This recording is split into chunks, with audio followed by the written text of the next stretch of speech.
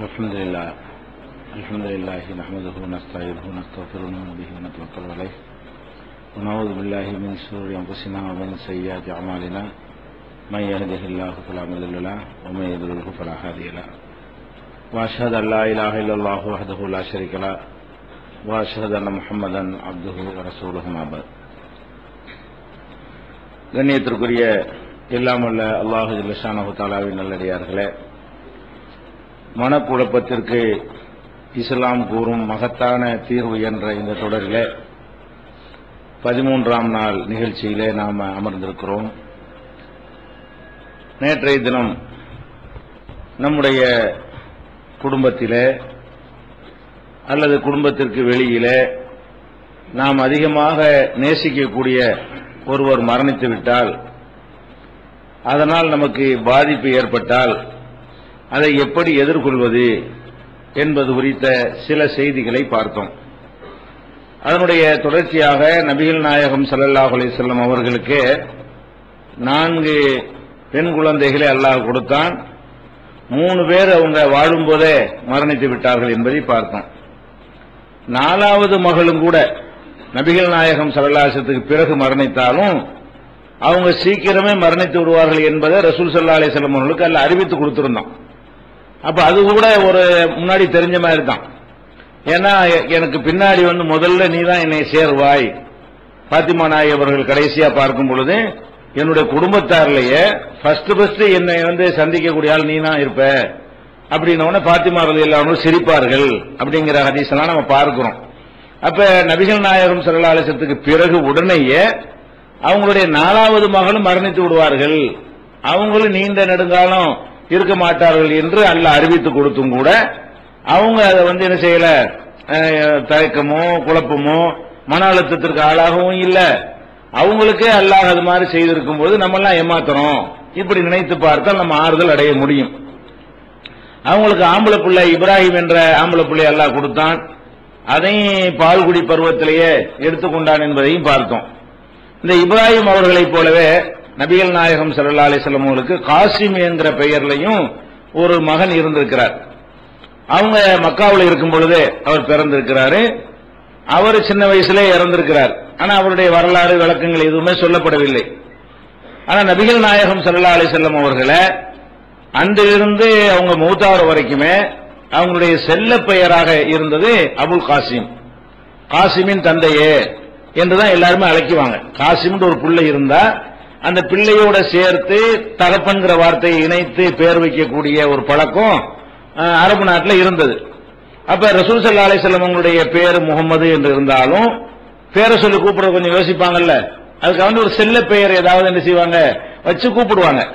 அந்த செல்ல பெயராக நபி ஸல்லல்லாஹு அலைஹி வஸல்லத்துக்கு இருந்த பேர் என்னன்னு கேட்டா அபுல் காசிம், காசிமுடைய தந்தையே. இத முஸ்லிம்களும் இப்படி பயன்படுத்தி இருக்கிறார்கள், யூதர்களும் இப்படி பயன்படுத்தி இருக்கிறார்கள். மக்காவில் இருந்த காபீர்களும் கூட நபி ஸல்லல்லாஹு அலைஹி வஸல்லத்தை கூப்பிடும் பொழுது பெரியார் முகமதுன்னு பேரை சொல்லி கூப்பிட முடியாதுல்ல. முஸ்லிம்களா இருந்தா யார் ரசூலுல்லாஹ்னு கூப்பிடுவாங்க, அல்லாஹ்வுடைய தூதர் என்று கூப்பிடுவாங்க. மற்றவங்க எப்படி கூப்பிடுவாங்கன்னா அபுல் காசிம் என்று சொல்வார்கள். இப்ப உதாரணமா யூதர்கள் சில கேள்விகள் கேட்பாங்க, ரூஹுண்டா என்ன, அது கூட அல்லாஹ் பதில் தான் சொல்லுவான். அப்ப கேட்கும் பொழுது என்ன சொல்லி எப்படி கூப்பிடுவாங்கன்னு கேட்டா யா அபுல் காசிம் மர் ரூஹு, அபுல் காசிமே ரூஹுண்டா என்ன. அப்ப நபிகள் நாயகம் ஸல்லல்லாஹு அலைஹி வஸல்லம் அபுல் காசிமே என்று யூதர்களை அழைத்திருக்கிறார்கள் என்பதை புகாரியில 125வது ஹதீஸ்ல நீங்கள் பார்க்கலாம். அதே மாதிரி ஒழு செய்யும் பொழுது இந்த குதிகாலை பின்னாடி உள்ள குதிகாலை கழுகாம இருந்தாங்கன்னு சொன்னா அதுக்கு நரகம் இருக்கிறது, ஒழுங்கா கழுவிக்கிறங்க ரசூல் ஸல்லல்லாஹு அலைஹி வஸல்லம் சொன்னாங்க.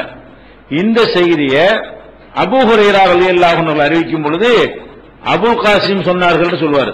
அபுல் காசிம் ஸல்லல்லாஹு அலைஹி வஸல்லம் சொன்னார்கள், குதிகால்களை ஒழுங்கா கழுவுங்க. இப்ப ரசூலுல்லாஹ் என்ற செல்ல பெயராக அபுல் காசிம் என்று அழைத்திருக்கிறார்கள் என்பதற்கு புகாரியில 165வது ஹதீஸ்ல பார்க்கலாம். அதே மாதிரி ரசூல் ஸல்லல்லாஹு அலைஹி வஸல்லம் அவர்களுக்கு ஒரு சிறுவர், முஸ்லிம்ல ஒரு சிறுவர் பணியாளராக இருந்தார். அது அனஸ் ரலியல்லாஹு அன்ஹு நம்ம அறிஞ்சு வச்சிருக்கிறோம். யூதர்கள்ல ஒரு ஆளு என்ன செஞ்சிருந்தாரு, பணியாளராக இருந்தார். அந்த யூதருடைய அந்த பணியாளராக இருந்த ஒரு உடல்நிலை சரியில்லாம போன உடனே அவரை நோய் விசாரிப்பதற்காக வேண்டி ரசூல் ஸல்லல்லாஹு அலைஹி வஸல்லம் போறாங்க. போகும்போது சொல்றாங்க தகப்பனாரை வைத்துக் கொண்டு நீ வந்து லா இலாஹ இல்லல்லாஹ் சொல்லிரு, நீ இஸ்லாத்தை ஏத்துக்க, அதுதான் உனக்கு நல்லதுன்றாங்க. அப்ப அந்த பையன் வந்து தகப்பனாரை பாக்குறாரு, இந்த மாதிரி சொன்ன என்ன செய்ய நான் ஏத்துக்கிறவான்னு கேட்கிறாரு. அப்ப இந்த தகப்பனார் சொல்றாரு, இந்த யூத தகப்பனாரு தன்னுடைய மகன்கிட்ட அதி அபுல் காசிம், அபுல் காசிம் சொல்ல கேளு, அபுல் காசிம் நல்லதான் சொல்லுவாரு, அதை கேளுன்ற உடனே அந்த பையன் என்ன செய்யறாரு, இஸ்லாத்தை ஏற்றுக்கொள்கிறார். அப்ப இது பரவலா அவங்க பேர் இப்படி அறியப்பட்டிருக்கிறது. யாரா இருந்தாலும் யூதரா இருந்தாலும் தெரியாதா யாரா இருந்தாலும் என்ன செய்வாங்க, அபுல் காசிம் அபுல் காசிம் சொல்லுவாங்க. அந்த மாதிரியான ஒரு பெயர் அவங்களுக்கு இருந்ததிலிருந்து அவங்களுக்கு காசிம் ஒரு மகன் இருந்தது தெரிகிறது. ஆனா அவர் இல்ல, வரலாறுல என்ன செய்யல, அவர் சின்ன வயசுல மௌத்தா போயிருப்பாரு. அப்ப எந்த வயசுல மௌத்தா போனாரு, எந்த வருஷம் பிறந்தார் என்பதற்கு வரலாறு இல்லாவிட்டாலும் அதுக்கு முந்தி ஒரு ஆம்பளை பிள்ளைய அல்லாஹ் கொடுத்து அதை எடுத்துக்கொண்டான். அப்ப 2 ஆண் குழந்தைகளை கொடுத்து அல்லாஹ் எடுத்துக்கொண்டிருந்தும் கூட அப்ப அவங்க வந்து அதுக்காக வேண்டி மனக்குழப்பம் அடையல, அழுத்தத்திற்கு உள்ளாகல. நம்மளுக்கு ஒரு ஆறுதலா இருக்கிறது, 4 பொம்பளை பிள்ளையும் கொடுத்து எடுத்துக்கொள்றான், 2 ஆம்பளை பிள்ளையும் கொடுத்து எல்லாம் எடுத்துக்கிட்டான். இந்த மாதிரி எல்லாம் வந்து நம்மளுக்கு ஏற்பட்டிருக்காது. யாரா இருந்தாலும் 4 பிள்ளைய கொடுத்தா 2 பிள்ளை எல்லாம் எடுத்திருப்பானே தவிர 1 பிள்ளை எடுத்திருப்பானே தவிர கொடுத்தது இல்லாம எடுத்திருப்பான். அப்ப அல்லாஹ்வுடைய ரசூலுக்கே இப்படி ஆக்கியிருக்கிறான் அல்லாஹ். அதுல இருந்து என்ன விளங்க வேண்டியது என்றால், ஒரு விதி இருக்கிறது, நேரம் நிர்ணயிக்கப்பட்டிருக்கிறது, அது யாரும் மீற முடியாது. இப்படித்தான் நல்லா ஏற்பாடு செய்திருக்கிறான்ற அடிப்படையை புரிந்து கொண்டால் அந்த குழப்பம் நமக்கு வராது. இதுல வந்து இதை எப்படி எடுத்துக்கொள்வது என்பதற்கு நபிகள் நாயகம் ஸல்லல்லாஹு அலைஹி வஸல்லம் அவங்க காலத்துல அவங்க உருவாக்கின சமுதாயத்துல பெண்கள் கூட சில பேர் எப்படி உறுதிப்பாட அந்த மௌத்தை வந்து ஃபேஸ் பண்ணி இருக்கிறாங்கன்னு பார்க்கும் பொழுது நம்ம ஆச்சரியப்படக்கூடிய அளவில் இருக்கிறது. ஆனா ஆண்கள் கூட இந்த மாதிரி இப்ப இருக்க முடியாது. இப்ப நம்ம சொல்லுவது போல இந்த அம்மா இருந்தது போல என்ன செய்ய முடியாது, இருக்க முடியாது. உம்மு சுலைம் அப்படின்னு ஒரு சஹாபி பெண்மணி இருக்கிறாங்க. அவங்க வந்து அனஸ் ரலியல்லாஹு அன்ஹுடைய தாயார். அனசுடைய தாயார், அனசுங்கிறவங்கள ரசூலுல்லாஹ்வுக்கு ஊழியரா இருந்தார் இல்லையா, அவங்க அம்மா தான் உம்மு சுலைம். இந்த உம்மு சுலைம் அவர்கள் வந்து இஸ்லாமிய நம்பிக்கையில் ரொம்ப கடுமையான உறுதிப்பாடு கொண்டவர். நூலளவு கூட பேசக்கூடாது என்பதிலையும் அல்லாஹ் இருக்காங்கிறத 100% நம்பணுங்கிற வகையிலையும் ரொம்ப உறுதிப்பாடாக இருந்தவர் யாரு, உம்மு சுலைம். இவங்க ரொம்ப தைரியமான ஒரு பெண்மணியும் கூட. இவங்களை அபூ தல்ஹாங்கிறவர் என்ன செய்வாரு, நேசிப்பாரு. அவங்கள பார்த்து நான் அவங்கள கல்யாணம் பண்ணிக்கிறேன், நான் விரும்புறேன். அப்ப உம்மு சுலைம் என்ன சொல்லுவாங்க, தாராளமா நான் பண்ணிக்கிறலாம், ஆனா நீ வந்து முஸ்லீமா இல்ல, நான் முஸ்லீமா இருக்கிறேன், இஸ்லாத்தில் நீ ஏற்றுக்கொண்டாயானால் அதையே நான் மகராக ஏற்று உன்னை திருமணம் செய்து கொள்கிறேன் என்று சொல்லுவாங்க. அப்பதான் அபூ தல்ஹாங்கிறவர் என்ன செய்வாரு, அவங்கள கல்யாணம் பண்ணுவாரு. அப்ப இஸ்லாத்துல அந்த இஸ்லாத்தை விட்டு கொடுக்க கூடாது என்பதுல உறுதியாக இருந்தவர்கள். அவங்க எல்லா போர்க்களங்கள்லையும் கலந்து கொள்ளக்கூடியவர்களா இருந்தாங்க. போர்க்களத்துக்கும் போயிடுவாங்க, போய் காயப்பட்ட ஆளை தூக்குறது, ஒரு ஆம்பளை மாதிரி என்ன செய்வாங்க, நின்று வேலை செய்யக்கூடிய அளவுக்கு ஒரு தைரியமான ஒரு பெண்மணி அவங்க. இந்த கேரக்டர்லாம் தெரிஞ்சாதான் இந்த சம்பவத்தை உங்களுக்கு ஜீரணிக்க வைக்கணும். ரொம்ப போல்டான ஒரு அம்மா அந்த அம்மா, அதுக்காக சொல்றாங்க, ஒரு ஆம்பளை விட போல்டா என்ன செய்வாங்க, நிப்பாங்க. அப்ப அவங்களுக்கு ஒரு பையன் ஒருத்தர் இருக்கிறார், ஒரு குழந்தை, சின்ன வயசு பையன். அபூ தல்ஹாவுக்கும் இவங்களுக்கும் பிறந்தவர். அபூ தல்ஹா கல்யாணம் பண்றாங்க இல்லையா, அபூ தல்ஹாவுக்கும் உம்மு சுலைமுக்கும் பிறந்த ஒரு சின்ன வயசு பையன் இருக்காரு. அப்ப அபூ தல்ஹா வெளியே போயிருக்கும் பொழுது இந்த பையன் என்ன செய்யறாருன்னா ஒரு மூச்சு திணறல் ஏற்பட்டு இறந்து போயிடுறாரு. அபூ தல்ஹாவுடைய மகன் என்ன செய்யறாரு, இறந்துடுறாரு. இறந்தவன என்ன செய்யறாங்கன்னா குடும்பத்தாரன் அழைத்து, இந்த மாதிரி அபூ தல்ஹா வெளியே போயிருக்காரு, சாயந்தரம் தான் வருவாரு, வெளியே போனா சாயந்தரம் வருவாருன்னு உங்களுக்கு தெரியும், அந்த மாதிரி சொல்லிட்டு போயிருக்காரு போல இருக்கு. அந்த குழந்தை மௌத்தான செய்தி நீங்க ஏன் அவருக்கு சொல்லாதீங்க, நானே சொல்லிக்கிறேன், நான் நேரம் பார்த்து நான் பக்குவமா சொல்லிக்கிறேன், அவர் அதை தாங்க மாட்டாருன்னு சொல்லி அம்மா என்ன செய்யறாங்கன்னா அந்த குழந்தைய இருட்டாகி விட்டால் அடக்க முடியாதுன்றதுனால எல்லாத்தையும் கப்பன் பண்ணலாம் போட்டு ஒரு ஓரமா வைத்து விட்டு கணவர் வர்றாரு. சாயந்தரமா என்ன செய்யறாரு, கணவர் வர்றாரு. நோன்பு திறப்பதற்குரிய உணவுகளை எல்லாம் ஏற்பாடு பண்ணி கொடுத்துட்டு அப்ப கேட்கிறாரு, பையன் எங்க, பையன் இப்ப ரொம்ப ராகத்தா இருக்கிறான், அதான் மூத்தா போனதை எப்படி செய்யறாங்க, பையன் மூத்தா போயிட்டாரு, பையன் போயிட்டு ராகத்து, அதான் ராகத்து, உண்மையான ராகத்து, வேதனை துன்பம் எல்லாம் இல்லாம ராகத்தினது மூத்தா போனா பூரணமான ராகத்து. அப்ப கது இஸ்தராக அவர் ரொம்ப ராகத்தா இருக்காருன்னு நினைக்கிறேன் அப்படின்னு பையன் நல்லா இருக்கிற மாதிரி சொல்லிட்டு இந்த அம்மா என்ன செய்றாங்க, அந்த செய்தியவே சொல்லாம கணவரோட சாப்பாடுலாம் கொடுத்துட்டு சந்தோஷமா இருந்து அவங்க அன்றைய தினம் தாம்பத்தியத்திலும் ஈடுபட்டு காலையில எந்திரிச்சவங்க என்ன செய்யறாங்க, அவர்கிட்ட சொல்றாங்க, உங்களுக்கு செய்தி தெரியுமா, நம்ம புள்ள வந்து நேரத்தை நெஞ்சிருச்சு மரணித்து விட்டது, நான் உங்கள்கிட்ட சொல்லல அப்படிங்கிற மாதிரி உங்களை தாங்கிக் கொள்ள மாட்டேன் என்பதற்காக வேண்டி சொல்லலன்னு சொல்றாங்க. அவர் கடுமையா கோவப்பட்டு என்ன செய்யறாரு, நீ என்ன இந்த மாதிரி இருக்கிற, நான் அந்த புள்ள மூத்தா இருக்கும்போது நான் இந்த மாதிரி கெட்ட செயலை செஞ்சு விட்டேனே, தாம்பத்தியம் இப்படி சொல்றாரு, இந்த மாதிரி எல்லாம் என்னை வந்து செய்ய வச்சு விட்டீங்கன்னு சொல்லி அவர் ரொம்ப கோபமாவெல்லாம் என்ன செய்யறாரு, மனைவி திட்டுறாரு. அப்புறம் நபிகள் நாயகம் ஸல்லல்லாஹு அலைஹி வஸல்லம் அவங்கள்ட்ட வந்து தொழுகை எல்லாம் தொழுதுட்டு காலையில தொழுது முடிச்சோன்னு என்ன செய்யறாங்கன்னா இதை சொல்றாங்க. அப்ப ரசூல் ஸல்லல்லாஹு அலைஹி வஸல்லம் சொல்றாங்க, லஅல்லல்லாஹு யுபாரக லகுமா ஃபீ லைலத்திகுமா, நேற்றைய இரவு நீங்கள் சந்தோஷமா இருந்தீங்க இல்லையா, அதனால வந்து அல்லாஹ் உங்களுக்கு வந்து அன்றைய இரவு உங்களுக்கு பரக்கத்து செய்வான். அதாவது நீங்க ஒரு குழந்தை இழந்தீங்க இல்லையா, அதுக்கு பதிலா அல்லாஹ் வேற ஒரு நல்ல ஒரு குழந்தை அல்லாஹ் கண்டிப்பா தருவான் என்று என்ன செய்யறாங்க ரசூல் ஸல்லல்லாஹு அலைஹி வஸல்லம் சொல்றாங்க.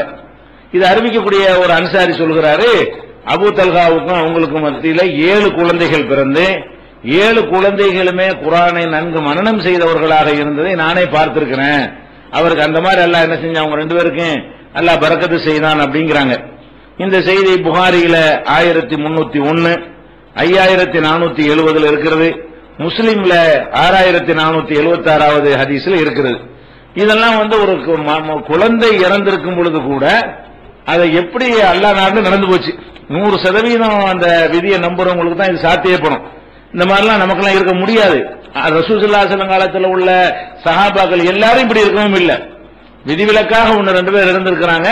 அது எந்த அளவுக்கு நம்முடைய விதியின் மீது உள்ள நம்பிக்கை, இது அல்லாஹ் தான் இந்த வேலையை செய்யறான் என்று இருக்கிறதோ அதுக்கு தகுந்தவாறு நம்ம இடத்துல அந்த உறுதிப்பாடு காணப்படும். இந்த அளவுக்கு எல்லாம் இருக்கிற கஷ்டம் தான். நிறைய சஹாபாக்கள் இருக்கல, அதுக்கு வரலாறு என்ன செய்யறது இருக்கிறது, கொஞ்சம் அழுவாங்க இருப்பாங்க, அந்த மாதிரி எல்லாம் இருக்கிறது. ஆனா இந்த அம்மா என்ன செய்யல, ஒரு சாதாரண அழுகையை கூட காட்டல, செய்தியை கூட தெரிவிக்கல. அன்ற ஒரு குழந்தை போனதுக்கு யாரெல்லாம் அவங்க எதுக்கு அப்படி இருக்கிறாங்கன்னா, யாரெல்லாம் நான் சபூர் செய்யறேன், இதுக்கு பதிலா எனக்கு ஒரு குழந்தையை தா, அதுக்குள்ள வேலையை நான் பார்க்க போறேன் அப்படிங்கிற அளவுக்கு என்ன செய்யறாங்க, அல்லாஹ்ட்ட பிரார்த்தனை பண்ணிட்டு அந்த அம்மா அன்றைய தினமே தாம்பத்தியத்தில் ஈடுபட்டு அன்றைய தினமே அவங்க கருவுற்று மறு குழந்தையை பெற்றெடுக்கிறது கூட அங்க பொறுப்பை சாட்டி விட்டாங்க அல்லாஹ்ட்ட. பாருங்க, இந்த மாதிரியான உறுதிப்பாடு உள்ளவர்களும் இருந்திருக்கிறார்கள். அப்ப இதெல்லாம் அந்த ஈமானுடைய அளவை பொறுத்து கூடலாம் குறையலாமே தவிர அந்த விதியை புரிஞ்சு கொள்ற விஷயம் எல்லாருக்கும் இருந்தாகும். விதியை என்ன செய்யணும், புரிஞ்சு கொள்ளக்கூடிய தன்மை இருக்கணும். அதுக்குதான் மார்க்கத்தில் என்ன சொல்லப்பட்டிருக்குன்னா, மரணங்களை பொறுத்த வரைக்கும் மௌத்து ஏற்பட்டுச்சுன்னு வைங்களேன், இது வந்து மூசலை மாதிரி எல்லாருக்கும் இருக்க முடியாது. சட்டத்திலையும் அப்படி கிடையாது. மார்க்கம் என்ன பண்ணுதுன்னா உங்களுக்கு 3 நாளைக்கு பர்மிஷன் கொடுக்குது. மார்க்கத்துல 3 நாளைக்கு நீங்க என்ன செய்யலாம், அழுகலாம், கவலையா இருக்கலாம், சாப்பிடாம இருக்கலாம், தூங்காம இருக்கலாம். ஏன்னா அந்த படைச்ச இறைவனுக்கு தெரியும் இது வந்து நார்மல் ஆகுறதா இருந்தால், சாதாரண மனிதனுக்கு எல்லாருக்கும் இல்ல, சாதாரண மனிதனுக்கு நார்மல் ஆகுறதா இருந்தா ஒரு 3 நாள் டைம் கொடுத்தா தான் அந்த மனசு செய்யும், கொஞ்சம் கொஞ்சமா கவலைகள் மறையும். மனசு வந்து படிப்படியா தான் உணமும். மனசுடைய எண்ண மாற்றங்கள்லாம் எப்படி இருக்கு, ஒரு செகண்ட்ல உண்டாகிறது. கவலையும் செகண்ட்ல உண்டாகாது, சந்தோஷம் செகண்ட்ல உண்டாகாது. அப்ப இந்த படிப்படியாகத்தான் அந்த இது உண்டாகுங்கிற காரணத்தினால இந்த மார்க்க நமக்கு என்ன லிமிட் பண்ணுதுன்னு கேட்டா, அது நம்ம அதுவும் கண்ட்ரோல் பண்ணுது. வழி தெரியாம முழிக்க கூடாதுங்கிறதுக்காக வேண்டி. அப்ப அழுதாலே நம்ம விதியை புரிந்து கொள்ளலையோ, கவலைப்படுவது தப்போ, அப்ப கவலைப்படாம இப்படி இருக்க முடியும். எந்த மனுஷனுக்கு இயலாத, உம்முசனை மாதிரி லட்சத்துல ஒரு ஆள் இருப்பாங்க, எல்லாருக்கும் இயலுமா? அழக்கூட இல்ல, ஒப்பாரி கூட வைக்கல, ஒரு கவலை கூட விடல, கண்ணீர் கூட விடல, சந்தோஷமா இருக்கணுங்கிற அளவுக்கு இருந்திருக்கிறாங்கன்னா இது எல்லாருக்கும் சாத்தியம் இல்ல. ஆனால் எல்லாருக்கும் உள்ள வழிகாட்டுதல் என்ன என்று கேட்டால், நபிகள் நாயகம் ஸல்லல்லாஹு அலைஹி வஸல்லம் சொல்லித் தருவது 3 நாள். 3 நாளைக்கு கணவனை ஒரு பிள்ளைய பறி கொடுத்துட்டு தாய் சாப்பிடாம இருந்தா, நல்லபடியா சாப்பிடாம இருந்தா, தூங்காம இருந்தா, இடிஞ்சு போய் உட்கார்ந்துட்டு இருந்தா அது மார்க்கத்திலையும் குற்றம் இல்ல, நம்மளும் அதை வந்து அது பெருசா எடுத்துக்கிற வேண்டிய தேவையில்லை. அதனால பாதிக்கவும் செய்யாது. 3 நாள் வரைக்கும் அப்படி இருந்தாங்கன்னு சொன்னா அவங்கள மனநோயாளின்னு எந்த டாக்டரும் சொல்ல மாட்டான். 3 நாளைக்கு கவலைப்படுறவங்களை பார்த்து எந்த மருத்துவத்தை நீங்க அழைச்சிட்டு போனாலும் இவங்க மெண்டலா இருக்காங்கன்னு சொல்ல மாட்டான். 3 நாளைக்கு வராட்டி தான் மெண்டலுமா. 3 நாள் இப்படி இது மாதிரி உட்கார்ந்துட்டு இருக்காங்கன்னு சொன்னா மெண்டலா இருப்பாங்க, அப்பதான் சந்தேகப்படுவான். அப்ப இயற்கையாக வர வேண்டிய அந்த சோகம் கவலை எல்லாம் மனிதனுக்கு வந்துடணும். வந்தா தான் அது நார்மலுக்கு ஒரு அடையாளம் வைங்களேன். அப்ப அதுக்காக மார்க்கம் என்ன சொல்லுதுன்னு கேட்டா, லிமிட் தருது. இப்ப உங்களுக்கு எந்த கவலை வந்தாலும் 3 நாளைக்கு பிறகு நான் ஸ்டடி ஆயிரும் உறுதி பண்ணிக்கணும். 3 நாள் வரைக்கும் என்னை இறைவன் எப்படி கொண்டு போறான்னு போகட்டும். வாயினால ஒப்பாரி வைக்க மாட்டேன், தப்பான வார்த்தையை பேசிட மாட்டேன், கல்புல கவலைப்படுவேன், கண்ணீர் விடுவேன், இந்த வேலைகளை செய்வேன்.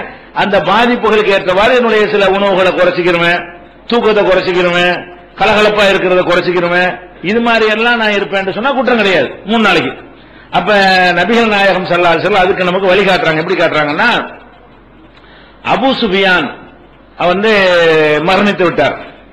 அபூ சுஃபியான்னா நபிகள் நாயகத்துக்கு பெரிய எதிரியா இருந்தவர். பிறகு கடைசி காலத்தில் நெஞ்சாரவர் இஸ்லாத்துக்கு வந்துட்டார்.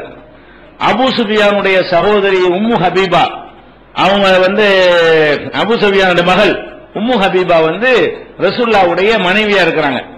அப்ப ரசூலுல்லாஹ்வுக்கு வந்து மாமனார். அப்படி பார்த்தா யாரு? இவருடைய அபூ சுஃபியானுடைய மகளை உம்மு ஹபீபாவை ரசூல் ஸல்லல்லாஹு அலைஹி வஸல்லம் திருமணம் செஞ்சிருக்கிறாங்க. அப்ப ரசூலுல்லாஹ்வுக்கு மாமனார் ஒரு வகையில இல்ல, ஒரிஜினல் மாமனார்.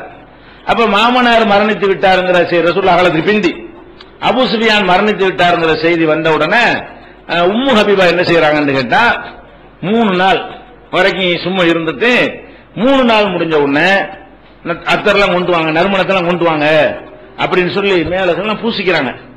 யாரு? உம்மு ஹபீபா. பூசிட்டு என்ன செய்யறாங்கன்னு கேட்டா, இந்த அத்தர் பூசுறது நறுமணம் பூசுறது வழக்கமே கிடையாது, எனக்கு அதெல்லாம் பிடிக்கவும் செய்யாது, நான் பூசுற எப்பவும் பூசிக்கொண்டே இருக்கிற ஆளும் கிடையாது. ஆனா ரசூல் ஸல்லல்லாஹு அலைஹி வஸல்லம் சொல்லி இருக்கிறாங்க 3 நாளைக்கு மேல கவலையா இருக்க கூடாதுன்னு. அதை மாத்திரக்கு வேணும்னு பூசுறேன். என்னுடைய வந்து தகப்பனார் இறந்துட்டாரு, 3 நாள் கடந்துருச்சு, அதுக்கு பிறகு நான் கவலையா இல்லைன்னு வெளிப்படையாவும் நான் காட்ட விரும்புறேன்.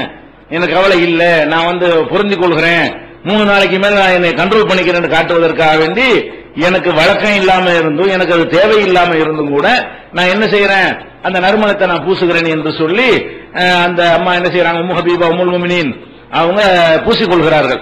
அப்ப சொன்னாங்க, கணவன் இறந்தாலே தவிர ஒரு பெண்மணிக்கு கணவன் இறந்தால்தான் இந்த அலங்காரங்கள் போக்குவரத்தை எல்லாம் என்ன செய்யணும், ஒரு 4 மாசம் 10 நாளைக்கு அல்லது பிரசவிக்கிற வரைக்கும். கர்ப்பிணியா இருந்தாங்கன்னு சொன்னா பிரசவிக்கிற வரைக்கும், கர்ப்பிணியா இல்லைன்னு சொன்னா 4 மாசம் 10 நாள் வரைக்கும் கணவன் இறந்தாலும் என்ன செய்யக்கூடாது, நறுமணம் பூசக்கூடாது, அலங்காரம் செய்யக்கூடாதுங்கிற தடை இருக்கே தவிர மற்ற யாருடைய மரணத்திற்காக வேண்டியும் 3 நாளைக்கு பிறகு இப்படி குளிக்காம கிழிஞ்ச சட்டையை போட்டுக்கிட்டு அழுகு சட்டையை போட்டுக்கிட்டு சாப்பிடாம இருந்தா மார்க்கத்தில் குற்றம். நம்மளை எப்படி மார்க்கம் கண்ட்ரோல் பண்ணது? போதனையும் செய்கிறது. உன்னுடைய மனசு பலவீனமா இருக்கிற காரணத்தினால் அதுக்கு தகுந்தவாறு லேசா அப்படி 3 நாளைக்கு விடவும் செய்கிறது. விட்டுட்டு பிடிக்க வேண்டியது கரெக்டா பிடிச்சிருது. அப்ப நமக்கு எந்த ஒரு கணவன் மரணித்தால் மட்டும்தான் அந்த அலங்காரங்களை தவிர்த்துக் கொள்வதற்காக வேண்டி பூ வைக்கிறது, நகை நட்டுகள் அள்ளி போட்டுக்கிறது, கலர் கலர் ஆடை அணிகிறது, நறுமணத்தை பூசிக்கொள்வது, அந்த மாதிரியான ஒரு அலங்காரங்கள் எல்லாம் செய்து கொள்வதற்கு பெண்களுக்கு தடை இருக்கிறது. கணவனுக்காக வேண்டி இந்த மனைவி என்ன செய்யக்கூடாது, இதெல்லாம் செய்யக்கூடாது. அது கூட 4 மாசம் 10 நாள் எல்லாருக்கும் கிடையாது தானே. 9 மாசம் கர்ப்பிணியா இருந்தாங்கன்னு சொன்னா ஒரு மாசத்துல புள்ள பெற்றுனா முடிஞ்சு வச்சிருக்க. கர்ப்பிணியா இருந்தால் பிரசவிக்கிற வரைக்கும், கர்ப்பிணியா இல்லைன்னு சொன்னா 4 மாசம் 10 நாள் வரைக்கும் என்ன செய்யணும், அவங்க இதை தவிர்த்துக் கொள்ளணும். மற்ற எந்த ஒரு இழப்பா இருந்தாலும், எவ்வளவு நண்பரா இருக்கட்டும், உறவினரா இருக்கட்டும், எந்த மாதிரியான ஆளா இருந்தாலும் சரி, லிமிட் எவ்வளவுதான், 3 நாள் தான். இது வந்து புகாரியில 1280, 1282, 5334, 5335, 5345 ஆகிய ஹதீசுகள்ல நம்ம பார்க்கிறோம். இதுகளெல்லாம் இழப்புகளை, மரணங்களை எப்படி ஃபேஸ் பண்ணுவது, சகித்துக் கொள்வது என்பதற்கு இஸ்லாம் காட்டக்கூடிய ஒரு தனிப்பட்ட வழிமுறை. இந்த பொதுவான வழிமுறை சேர்த்துக்கிறோம். நீங்க விதியை நம்புறது, பொதுவாக சில அறிவுரையை சொன்னோம் இல்லையா, அல்லாஹ் இந்த உத்தரவு வருது, மீற முடியாது, அவன் நாட்டினது ஏத்து நம்ம நிக்க முடியுமா, அது மாதிரிலாம் அந்த அறிவுரையோடு சேர்த்து இந்த மரணங்களை எப்படி எடுத்துக்கொள்ளணும் என்பதற்கு குறிப்பாக சொல்லி காட்டிய செய்திகளையும் நீங்கள் ஆழமாக பதிய வைத்துக் கொண்டால் கண்டிப்பா யாருக்கும் மனக்குழப்பம் வரவே வராது. அப்படி மீறி வரக்கூடிய ஆளுக்கும் 3வது நாள் என்ன செய்வாங்க, 72 மணி நேரத்தில் சரியாயிர வேண்டும், சரியாகி விடுவார்கள். இந்த அறிவுரை நம்பினால் ஆழமா உள்ளத்தில் பதிந்தால் அவர்களுக்கு சரியாக முடியும் என்பதை புரிந்து கொள்ள வேண்டும். இந்த மருந்தெல்லாம் எங்க கிடைக்காது, எந்த மனோதத்துவ நிபுணத்தையும் கிடைக்காது. இந்த மருந்துல என்ன இருக்குன்னு பாத்தீங்கன்னா, ஏற்கனவே நம்ம சொன்னபடி உள்ளது உள்ளபடி புரிந்து கொள்வதுதான் இதோட கான்செப்ட். என்னது, உள்ளது உள்ளபடி புரிந்து கொள்றது என்ன, இதான உண்மை. எல்லாருக்கும் மூத்து வருதுல, நல்லவங்களுக்கும் வருதுல, பெரிய பெரிய ஆட்களுக்குலாம் பிள்ளைகளை அதை எடுத்துக்கிறதானே செய்யறான், நம்ம கண்ணு முன்னாடி நடக்கத்தானே செய்யுது. அப்ப யாருக்கும் வயசு நிர்ணயிச்சு மூத்து வரலதானே, இதான உள்ளது உள்ளபடி. என்ன யதார்த்தமா இருக்கோ அதை உள்ளது உள்ளபடி நம்ம நினைத்து கொண்டோமே, ஆனால் அதுல எந்த குழப்பமும் வராது என்பது இதற்குள்ளேயும் அந்த ஒரு வரியில சொல்லலாம் சொன்னோம்ல, உள்ளது உள்ளபடி புரிஞ்சுக்கிறீங்க, அதான் உண்மை அப்படிங்கிறதுல அடங்கி விடுகிறது. இரண்டாவதாக நம்முடைய பெரிய பிரச்சனை ஒன்னு மரணம். இரண்டாவதாக நமக்கு உள்ள மனக்குழப்பத்தை ஏற்படுத்தக்கூடிய விஷயம் என்னன்னு கேட்டா பொருளாதார பிரச்சனை தான். இந்த பொருளாதாரத்தில் பல விஷயங்கள் இருக்கிறது. பொருளாதாரம்னா என்ன, எல்லாரும் பொருளாதார தேவை பத்தலைங்கிறதான் ஒரு குறைபாடா வச்சுக்கிட்டு இருக்கிறாங்க. நான் வறுமையா இருக்கிறேன், நான் கஷ்டமா இருக்கிறேன், எனக்கு பொருளாதாரம் தேவையான அளவுக்கு இல்ல, கடனாளியா இருக்கிறேன், சொந்த வீடு இல்லாம இருக்கிறேன், வாடகை வீட்டுல இருந்துகிட்டு இருக்கிறேன். இது மாதிரியான விஷயம். எல்லா வீட்லயும் டிவி இருக்குது, ஏசி இருக்குது, ஃப்ரிட்ஜ் இருக்குது, எங்க வீட்டுல அதெல்லாம் இல்ல. இந்த மாதிரி எல்லா வீட்டையும் நகை நிறைய போட்டுருக்காங்க, ஏன் முன்னாடி அது மாதிரி நான் நகை நட்டு வாங்கி கொடுக்க முடியல. இது மாதிரியான சில தேவைகள் எல்லாருக்கும் இருக்கும் பொழுது நம்ம ஏதோ டவுன் ஆகி கிடக்கிற மாதிரி, நம்ம பொருளாதாரத்தில் வீழ்ந்து கிடக்கிற மாதிரி, மற்ற எல்லாம் போதுமான அளவுக்கு பெற்றிருக்கிற மாதிரி ஒரு மனக்குழப்பம் தான். அது ஒரு வசுவாஸ் தான். அது உண்மை இல்லை. அது மாதிரியான ஒரு எண்ணம் நம்ம உள்ளத்துல வரும் பொழுது இதுதான் ரொம்ப பாதிக்குது. இந்த மௌத்த கூட ஈஸியா மறந்துடுறாங்க. ஏன்னா அது ஒரு 3 நாள் இல்லாட்டா கூட 2 மாசம் 3 மாசத்துல நார்மலுக்கு வந்துடுறாங்க. தலைவர்கள் வந்துடுற காட்சியெல்லாம் பாக்குறோம். ஏன்னா மௌத்து நேரடி அவங்கள பாதிக்கிறது, வேற ஒரு ஆள் இறந்தது மனசுதான் பாதிக்கிறது. இந்த பொருளாதாரம் பத்தலைங்கிறது அவனை டெய்லி அனுபவிக்கிறான, டெய்லி பாக்குறான. அந்த மாதிரி இல்லையே, இந்த மாதிரி இல்லையே, அது மாதிரி இல்லை, இது மாதிரி இல்லையே அப்படிங்கும் பொழுது தினசரி நம்ம பார்க்கக்கூடிய ஒரு மேட்டரா இருக்கிறதுனால பாதிப்புல மௌத்தெல்லாம் தாண்டுனது இதுதான். அதிகமான பேரை பாதிக்கிறது இதுதான். மௌத்து கூட என்ன செய்யாது, லட்சத்துல ஒரு ஆள் 2 பேருக்கு இந்த மாதிரி பெரிய மூத்தாயிரம் குழம்பிட்டு இருப்பாங்க. இது என்னன்னு கேட்டா எல்லாரையும் பாதிக்கக்கூடியதாக இருக்கிறது. அப்ப இதுக்கு நல்ல ட்ரீட்மெண்ட், நிறைய ட்ரீட்மெண்ட் கொடுக்கணும். இந்த பொருளாதார சம்பந்தமான விஷயத்தை உள்ளது உள்ளபடி மார்க்கம் சொல்லக்கூடிய விதத்தில் விளங்கி கொண்டோமையானால் அது சம்பந்தமான ஒரு பிச்சைக்கார லெவல் எல்லாம் தள்ளினா கூட நம்மள அது பாதிக்காது. சரியான முறையில் நம்ம புரிந்து கொண்டோமையானால் இந்த பொருளாதார குறைவு என்பது நம்மள பாதிக்காது. ஃபர்ஸ்ட் என்ன பிரச்சனை உள்ள ஒவ்வொரு விஷயமா நீங்க பாருங்க. உங்களுக்கு பணம் தேவைப்படுது. ஏழையா இருக்கிறவங்க என்ன செய்றீங்க, பணம் தேவை, இன்னும் கொஞ்சம் தேவை இருக்குது. நடுத்தர வர்க்கத்தில் உள்ளவங்களுக்கு இன்னும் கொஞ்சம் தேவை இருக்குன்னு நினைக்கிறீங்க. இந்த இன்னும் கொஞ்சம் தேவை இருக்குங்கிறதுக்கு இது ஏழைக்கு மட்டுமா இருக்கு, நடுத்தர வர்க்கத்துக்கு மட்டுமா இருக்கு? இல்ல, உலக பணக்கார 10 பேரையும் கூப்பிட்டு கேளுங்க, போதுமான்னு கேளுங்க. இன்னும் வேணுமா? உலக பணக்காரன் இருப்பான்ல, புர்னே சுல்தான் எடுத்துக்கிறங்க, பில்கேட்ஸ் எடுத்துக்கிறங்க, இப்படி உலக பணக்கார அம்பானி, முகேஷ் அம்பானி எடுத்துக்கிறங்க, அது மாதிரியான பெரிய பெரிய உலக பணக்கார லிஸ்ட்லாம் இருக்கிறாங்க. அசீம் பிரேம்ஜி எடுத்துக்கிறங்க. அந்த மாதிரியான பணக்காரெல்லாம் கூப்பிட்டு வச்சுக்கிட்டு இப்ப இருக்கிறது போதுமா கேளுங்க. வருஷத்துக்கு 3000 கோடி 4000 கோடி சம்பாதிக்கிறாங்க. வருஷத்துக்கு 3000 கோடி ரூபாய் 4000 கோடி ரூபாய் சம்பாதிக்கிறான். அப்ப அவன்கிட்ட போய் கேளுங்க, இது போதுமா, இன்னொரு 3000 கோடி வேணும். அப்ப என்ன மேட்ரு, இன்னும் வேணுங்கிறதான உங்க கோளாறா இருக்குது. இந்த கோளாறு பணக்காரனுக்கு இருக்குதா, இன்னும் உங்களுக்கு மட்டும் இருக்கிற நீங்க நினைக்கிறீங்க. இந்த கோளாறு என்ன இருக்கிறது, பெரிய பெரிய கோடீஸ்வரனா இருந்தாலும் எவனாச்சும் இதோட லிமிட் முடிந்து விட்டது, எனக்கு என்ன நான் எதிர்பார்த்தேனோ அதை நான் அடைந்து விட்டேன்னு சொல்லி பார்த்திருக்கிறீங்களா? திங்கிறதுல பார்த்திருக்கிறோம். வயிறு அவ்வளவுதானே கொள்ளு, மனசு விசாலமான, எவ்வளவு விட்டாலும் தாங்க. சாப்பிடுறதுக்கு முடியாது தானே, வயிறு அவ்வளவுதான், ஒரு வயிறு தானே. சாப்பிடும்போது இந்த பணக்காரங்கிறதுனால 7 சட்டியை சாப்பிட முடியாதவங்க போது நிறுத்துங்கன்றாங்க. அப்ப வயிற்று விஷயத்துல மட்டும் என்ன செய்யறோம், போதும் நிப்பாட்டி கொள்றோம். இந்த பணம் வேணுங்கிற விஷயத்தை பொறுத்த வரைக்கும் இன்னொரு 10,000 கோடி, இன்னும் 20,000 கோடி வேணுங்கிறான். எதுக்கு வேணுங்கிறான்? என்ன வந்துட்டு இல்ல, உலக பணக்காரன்ட்ட என்ன இல்ல, கார் இல்லையா, பங்களா இல்லையா, என்ன இல்லங்கிறீங்க? எல்லாம் இருக்கிறது. அல்ல இருக்கிற காசை கொண்டு என்ன வாங்க நினைச்சாலும் வாங்க இயலும். அப்ப அவ்வளவு இருக்கும்போது அவன் என்ன செய்யறான்னு கேட்டா, இன்னும் எனக்கு வேணும் அப்படிங்கிறான். அப்ப இங்கதான் நம்ம விளங்கி கொடுக்கணும், இன்னும் வேணும் என்பது அது ஒரு நோய் தான். தேவைக்கு வேணும்னா பரவாயில்லை, எனக்கு தேவை இருக்குது அதனால வேணும் அப்படின்னு சொன்னால் அதுல ஒரு லாஜிக் இருக்குன்னு ஒத்துக்கலாம். இது எல்லா மனுஷனுக்கும் இப்படி ஒரு நோய் நினைஞ்சிருக்கான்ல, கொடுத்து வச்சிருக்கான். எவ்வளவு தந்தாலும் திருப்தி அடையவே அடையாது. அந்த மாதிரி சுலைமான் நபி கொடுத்ததை ஒரு ஆள் கொடுத்தா கூட இன்னொரு சுலைமான் நபி கொடுத்து கிடைக்குமான்னு கேட்பான். என்ன செய்வான், ஒரு சுலைமான் கொடுத்த மாதிரி பத்தாது, எனக்கு 2 சுலைமான் நபி அளவுக்கு வேணும் அப்படிமா. 2 கொடுத்த 4 சொல்லுவான். அப்ப இதுக்கு லிமிட்டே கிடையாது. மொத்த உலகத்தையும் சுருட்டு கையில கொடுத்தா கூட இது மாதிரி இன்னொரு பூமி கிடைக்குமான்னு கேட்பான். இந்த பூமி முழுசையும் நீ தாண்டா எஜமான்னு சொல்லிட்டா திருப்தி அடைவானா? அடைய மாட்டான். அப்ப ஃபர்ஸ்ட் நம்ம என்ன வழங்கணும்னு கேட்டா, இவனுக்கு எல்லா தேவைகளையும் பூர்த்தி செய்யறதுக்கு பணம் இருக்கிறது, எந்த ஒரு குறையும் இல்லை. என்னென்ன இன்பங்கள் உலகத்தில் இருக்கிறதோ அவ்வளவுமே அனுபவித்துக் கொண்டிருக்கிறான், அனுபவிக்க முடியும். அப்ப அனுபவிக்க முடியும் பொழுது மேற்கொண்டு இந்த பணத்தை வாங்குறதுனால அவனுக்கு எந்த ஒரு கடுகளவு ஒரு சுகமும் உடலுக்கு கிடைக்காது. அவன உடம்புக்கோ குடும்பத்தாருக்கோ ஒரு சுகமும் கிடைக்காது. என்ன உலக பணக்காரன்ல 2வது 3வது இடத்துக்கு முன்னேறினார், 3ல இருந்து 4க்கு முன்னேறினார், கீழே இருந்து வரணுமோ 4ல இருந்து 3க்கு முன்னேறினார், 3ல இருந்து 2க்கு முன்னேறினார் அப்படிங்கிற ஒரு செய்தியை தவிர இந்த எவ்வளவு பணம் வந்தாலும் இவனுக்கு என்ன, அது கூட இந்த இப்ப இவ்வளவு பணக்காரன் கணக்கு எடுக்கிற காலத்துல, இது கணக்கு எடுக்காத காலத்துல உலக பணக்காரன் இப்ப ஒரு 50 வருஷமா போட்டுட்டு இருக்காங்க.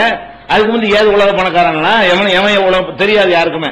அந்த மாதிரி காலத்துல ஆசைப்பட்டான், பேருக்கு கூட ஆசைப்படல. உலக பணக்காரங்கிறது இந்த காலத்துல மேட்ரு. உலக பணக்காரன் பஞ்சாயத்து வர்றதுக்கு முன்னாடியே எல்லாருமே என்ன செஞ்சான், எனக்கு இன்னும் வேணும் இன்னும் வேணும் இன்னும் வேணும் இன்னும் வேணும்னு சொல்லி அவன் ஆசைப்பட்டு கொண்டே இருக்கிறான். அப்ப நம்ம ஃபர்ஸ்ட் என்ன வழங்கிக் கொள்ளணும்னு கேட்டா, இது மனசுக்கு ஏற்பட்ட ஒரு நோய். இது உனக்கு நீனே சொல்ற, ஏழையா இருக்குல்லப்பா, சரி ஏழையா இருக்கு, பணம் 10 லட்சம் எவ்வளவு வேணும் சொல்லுங்க பாப்போம். எவ்வளவு வேணும் பத்தாது, நீ தீர போதா, இது என்ன நினைக்கிறேன், நம்ம ஆசைப்படுற பணம் வேணும்னா சரி எவ்வளவு வந்து அது நிறைவடைவோம், அடையவே மாட்டோம். ஒரு வீடு வாங்கணும் இப்ப சொல்லுவேன், ஒரு வீடு வாங்கி முடிச்சோட மர 2 வீடும்ப. இப்ப என்ன செய்வ, இப்போதைக்கு ஒரு சொந்த வீடு வந்தா போதும் அப்படின்னு இப்ப சொல்லிடுவேன். சரி நாளைக்கு சொந்த வீடு கொடுத்தாச்சு, 2 வீடு தான் நல்லா இருக்கும்ல, இப்படி சொல்லுவே இல்ல, சொல்ல மாட்டேன்னு சொல்ல முடியுமா, முடியாது. இருக்கு பாக்குறோம், உலக பணக்காரன் பாக்குறோம், அவன் இப்படி சொல்ல காணும். அவன் கட்டுற வீடுகள்லாம் என்ன செய்யல, ஒண்ணுக்கு 1000 வீடு வச்சிருந்தா கூட இன்னும் 2000 வீடு இருக்குன்னு நினைக்கத்தானே செய்யறான். அப்ப இது வந்து ஒரு எல்லா மனிதன்கிட்டையுமே இது தீரவே தீரவே தீராத ஒரு விஷயம்.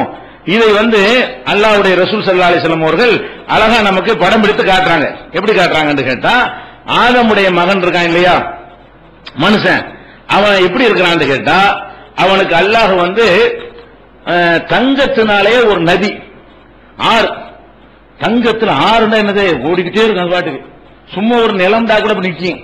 தங்க ஆறுண்டா என்ன, நமக்கு ஒரு ஆறு இருக்கிறது, ஓடி ஆறு தண்ணி வந்துகிட்டே இருக்குது, அவ்வளவையும் குச்சி குச்சி வைக்கிறோம், எல்லாம் தண்ணி, தங்க தண்ணி வைக்க வைக்க என்ன செய்யறது, கட்டியா கட்டியா ஆயிரும்.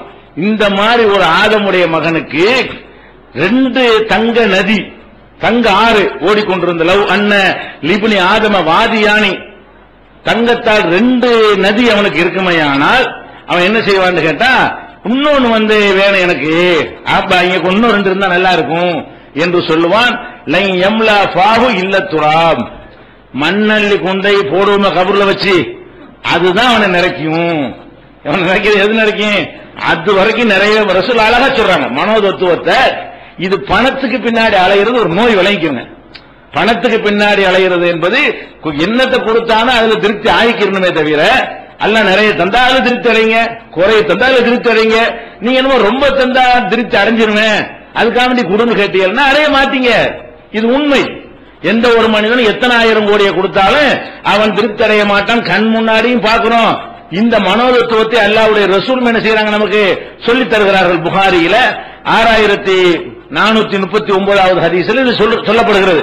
ஒருத்தனுக்கு தங்க நதி ஓடிக்கொண்டிருந்தால் இன்னொரு இருந்தா எனக்கு நல்லா இருக்குமே விரும்புகிறான்ங்கிறாங்க.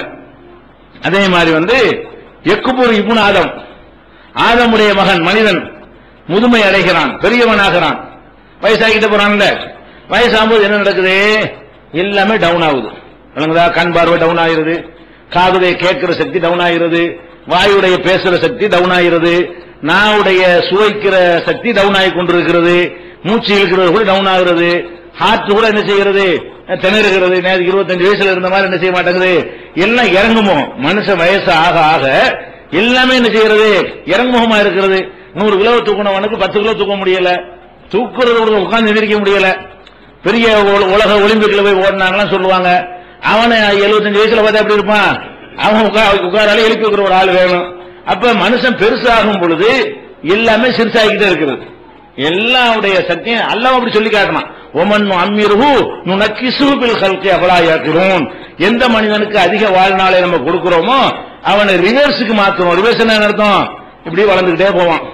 ஒரு 35 வயசு வரைக்கும் வளர்முகம், அப்புறம் 36 இப்படி இறங்கிட்டே வரும். அப்படி வந்து வந்து வந்து கடைசியில குழந்தையா இருக்கும் படுக்கையில் போய் மழை ஜலம் கழிச்சானோ அந்த நிமிஷம் வந்துவான்.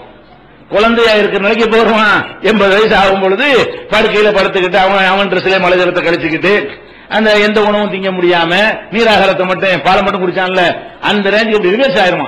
மனிதனுடைய வாழ்க்கை எப்படி இருக்குன்னு கேட்டா, இப்படி போகும் இப்படி இறங்கிறோம். அதிக வாழ்நாள் இருந்தா இடையில எல்லாம் பிடிச்சுக்கிட்டா கிடையாது. அதிக வாழ்நாள் எல்லாம் கொடுத்தாண்டு வைங்க, அதனுடைய விளைவு என்ன, தலைகீழ் நிலைக்கு நீ வந்துருவ, இறங்கு முகமா வந்துருவ அப்படின்னு சொல்றோம். இப்படி எல்லாமே இறங்கிட்டு இருக்கும் பொழுது 2 வீட்டு பெருசாகிட்டு ரசூலுல்லாஹ் சொல்றாங்க. மனுஷன் முதுமை அடையும் பொழுது அவன்கிட்ட எல்லாம் டவுன் ஆகுறது, எல்லாமே இறங்குமுகமாக இருக்கு. எல்லா சக்தி ஆற்றல் அனைத்தும் அவனுக்கு என்ன திங்கிற அளவு கூட குறைஞ்சதா இல்லையா? 25 வயசுல வெட்டின மாதிரி 50 வெட்ட முடியுமா? வெட்ட முடியாது. அப்ப சாப்பாடு கூட குறைஞ்சு போய் விடுகிறது, எல்லாமே குறைஞ்சு போய் விடுகிறது. ஆனா எக்குபுருமாகு இஸ்ரானி, ரெண்டு விஷயம் மட்டும் அப்ப இருந்து பெருசாகிட்டே இருக்குது. இளைஞனா இருக்கும்போது இருந்தவரை பெருசா இருக்குமா, இப்ப கிழவனா இருக்கும்போது. அந்த 2 விஷயம் என்ன? ஆம்பளை பொம்பளை எல்லாருக்கும் தான். 2 விஷயம் என்னன்னு கேட்டா, ஹுப்புல் மாலி, பணத்தாசை. 25 வயசை விட 50ல பணத்தாசை கூட தான் இருக்கும்.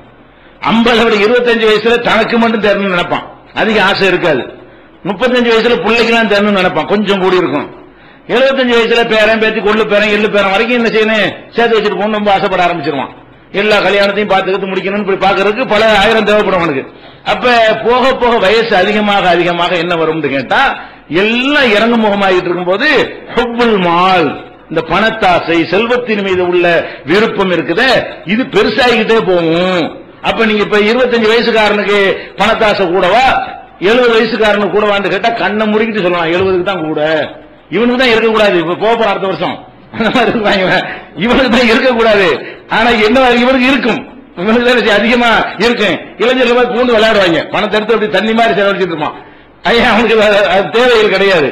ஆனா இவனுக்கு இப்படி ரசூல் அழகா படம் பிடிக்கிறாங்க மனிதனுடைய மனச.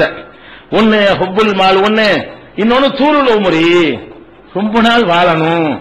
இந்த உடனே தியாகம் பண்றேன், ஜிஹாத் பண்றேன், போர்க்களத்துக்கு போறேன், எல்லாம் இளைஞனா இருப்பான். செத்துருவோன்னு தெரியும், போன செத்தா சாவுறேன், அவனுக்கு தான் இன்னும் கொஞ்ச நாள் வாழணும், வாழ்வதற்கு உடம்பு அவனுக்கு தான் இருக்கிறது. இளைஞனுக்கு தான் இந்த வாழ்க்கையை என்ஜாய் பண்ணுவதற்குரிய எல்லா விதமான தன்மையும் உடல்ல இருக்கிறது. அவனை கேட்டீங்கன்னா ஒரு போராட்டம், ஒரு துப்பாக்கி சுடுமா, சுடுறான் நிற்பாங்க, செலவன் விடுவானா, நம்மளை விட்டு நான் 50 வருஷம் வாழ போறோமா, இவன் போனா ஒண்ணு ஆக போறது இல்ல. அப்ப இவனுக்கு ஆசை என்ன, உயிர் ஆசை யாருக்கு ஜாஸ்தி, வயசு ஆவா என்ன செய்யறது, 60 முடியக்கூடாது. முதல்ல என்னப்பான் 25 இருக்கும், என்ன செய்வான், எல்லாம் ஒரு 50 வரைக்கும் என்ன எப்படி கொண்டு போயிருமா, 25 இருக்கும்போது 50 என்ன செய்வான், எல்லாம் ஒரு 60 வயசு வரைக்கும் என்ன எடுத்துறாத, இப்பதான் பொம்பளை பிள்ளை பிறந்திருக்குது மகளுக்கு அப்படிமா. 60 என்ன செய்வான், எல்லாம் இப்ப வயசுக்கு வந்திருக்குது ஒரு பேத்தி, 75 வயசு வரைக்கும் என்ன வச்சுன்னு சொன்னா அது ஒரு கல்யாணம் காட்சி பண்ணி பாத்துருவேன். இப்படியே என்ன செய்வான், வயசு இந்த தூள் உமுறு, நீண்ட நாள் வாழணும் என்கிற ஒரு ஆசையும் காசு ஆசையும் மனுஷன் என்ன செய்யுது, வயசு ஆவாவ அதிகரித்துக்கிட்டே போகுது. அப்ப இதுல என்ன விளங்கிக்கிறேன், இது ஒரு நோயாக அல்ல தந்திருக்கிறான். இதை சரியான முறையில் புரிந்து கொண்டார்களே ஆனால் அவங்களுக்கு பாதிக்காது. அல்லாஹ்வுடைய ரசூல் சரியா புரிஞ்சாங்க சொல்லியிருக்கிறாங்கல்ல, அவங்க எப்படி பேச பண்ணாங்க என்பதை பின்னாடி பார்ப்போம். அப்ப நீங்களும் இந்த மாதிரி பேச பண்ணலாம். எப்படி பண்ணணும், இது ஒரு போலித்தனம், பணத்தின் மீது ரொம்ப ஆசைப்படுறோமே, தேவைக்கெல்லாம் ஆசைப்பட கிடையாது, ஒரு நோயாக வைத்தான் செய்யறோம், நம்ம ஆசைப்பட்டு கொண்டு அதன் பின்னால் ஓடிக்கொண்டிருக்கிறோம் என்பதை விளங்கிக் கொள்ள வேண்டும். அதே மாதிரி இன்னொன்னு சொல்றாங்க, இது எங்க இருக்குன்னா புகாரியில 6421 6420 இதுல இருக்கிறது. அடுத்து இன்னொரு தத்துவத்தை ரசூல் ஸல்லல்லாஹு அலைஹி வஸல்லம் சொல்றாங்க, மனுஷன் காசு பணத்தை சம்பாரிச்சு என்னுடையதுங்கிறான். இந்த வீடு நம்ம இதான், அந்த கடை நம்ம இதான், இந்த தோட்டம் நம்ம தோட்டம் தான், இந்த இது நம்ம இதான், அந்த இது நம்ம இதான், அந்த கடை நம்ம இப்படி சொல்றானா இல்லையா, அவன் எல்லாத்தையும் காட்டி காட்டி நம்முடையதுன்னு சொல்றான், என்னுடையதுங்கிறான். அப்ப இதை புரிய வைக்கிறாங்க, என்னுடையதுங்கிறிய உண்மையில உன்னுடையது என்ன, உன் பேர்ல நிறைய 10,000 கோடி வச்சிருந்தா அது என்ன திங்க, அவ்வளவு திங்க முடியும் உனக்கு, அவ்வளவு சாப்பிடுவியா, அவ்வளவுக்கு ட்ரெஸ் எடுத்து போட்டு டெய்லி ஒன்னு போட்டு போட்டு கிழிச்சிருவியா, உனக்கு என்ன உன்னுடையதுன்னு சொல்லி உன்னுடையது என்ன, உன்னுடைய உடம்புல ஒட்டுதா, எத்தனை ஆயிரம் கோடி இருக்கட்டுமே, உண்மையில் உன்னுடையது என்ன, இது எவ்வளவு அழகா புரிய வைக்கிறாங்க பாருங்க. யகூலு இப்னு ஆதம், மனிதன் சொல்கிறான், மாலி மாலி, என்னுடைய செல்வம், ஏன் பணம், ஏன் காசு, ஏன் சொத்து, ஏன் சுகம் என்கிறான். மனிதன் இப்படி நினைத்துக் கொண்டிருக்கிறான். அப்ப ரசூலுல்லாஹ் கேட்கிறாங்க, ஹல்லக்க இப்னு ஆதம், ஆதமுடைய மகனே, மின் மாலிக்க உன்னுடைய செல்வத்தில் இல்லாம அக்கல்த அபனைத்த, நீ சாப்பிட்டு முடித்து விட்டாயே, அதை தவிர வேற ஏதாவது உன்னுடையதா, 1000 கோடி வச்சிருக்கிற, அரைக்கு அப்படி அரிசி சாப்பிட்டு இருக்க, அதான் உன்னுடையது. 1000 கோடி வச்சிருக்கிற வேற எவனுடையது, நீ செத்து போயிருவ, வேற எவனும் எடுத்துக்கிற போறாத, வாரிசு எடுத்தாலும் எடுத்துக்கிறோமா, அக்கம் பக்கத்தில் உள்ள கள்ள கையெழுத்து போட்டு போலி பத்திரத்தை மாத்தி வேற ஒருத்தன் எடுத்துட்டு போனா எடுத்துட்டு போயிருவான். உன்னுடையது என்ன, திண்டுதான் என்னுடையது. ஏன், அதை நாக்கு ருசிச்சிருச்சு, கொடை ஜீர்ணிச்சிருச்சு, அதுல கிடைக்கக்கூடிய சக்தி எல்லாம் என்னுடைய உடம்பு கிடைச்சு போச்சு, அதான் என்னுடையது. என்னுடையதுன்னு சொன்னா எனக்கு யூஸ் ஆகணும்ல, யூஸ் ஆகத்தான் என்னுடையது.